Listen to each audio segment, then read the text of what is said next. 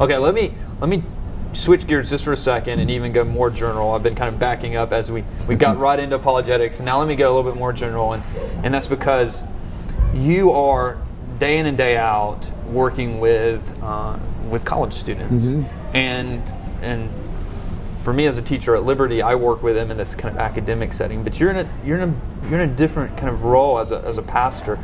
So give our viewers some tips on how do you do this? How do you work with college students?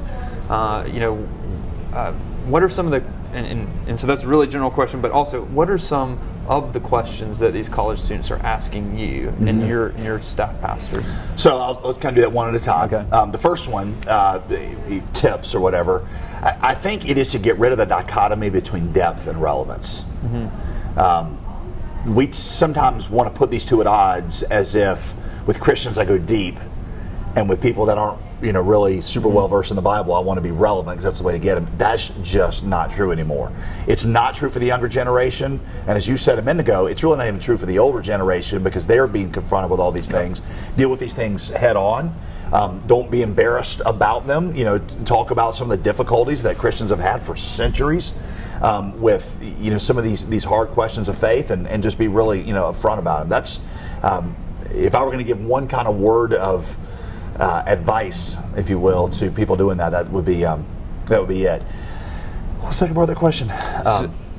So tips, and then it was, what are the questions they're asking? A lot of times people will. I do this thing at UNC. I've done it for the last several years, where it's student run. It's called kvetching Christianity. Kvetching is a Jewish word that means complain about. And they put up these boards on campus, and people come in and they write just things they hate about Christianity. And so after 2 or 3 days, they bring in these boards, they open up the auditorium, and then they just let these students come in, and then they have me there to answer the questions and then do a Q&A. Every year it's gotten bigger. The first year it was like 100, next year it was like 300. This last year it filled up the largest venue on campus, and they had a waiting line of several hundred people outside that were in line waiting when one person would get up, another person would come in. And it's just a microphone, and it's just me.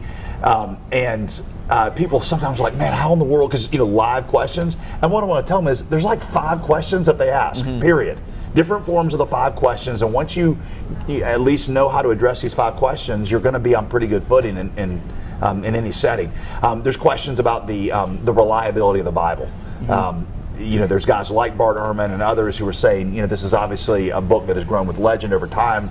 Even a historical travesty like the Da Vinci Code is going to, just makes people. So you got to be able to say, is the Bible, what makes it a reliable source? There are questions about Christian morality and whether or not God being, whether it's sexual morality or things like that. Is this hate? What is it?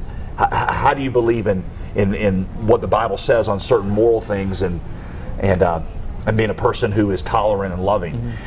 There are usually questions that relate to the restrictiveness of Christianity. I felt like I need to express myself.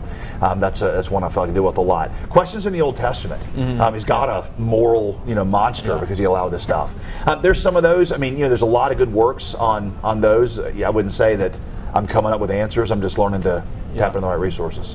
Yeah, a lot of times in pastoral ministry, as someone who's in the academic world, I have my little niche, but then pastorally, I have to learn to read people who have specialties. And I think in ministry that as a community, we learn from each other, and we're trying to learn from guys who have done more and women who've done more research in certain areas. So, dealing with the difference between religion and the gospel has been a huge one.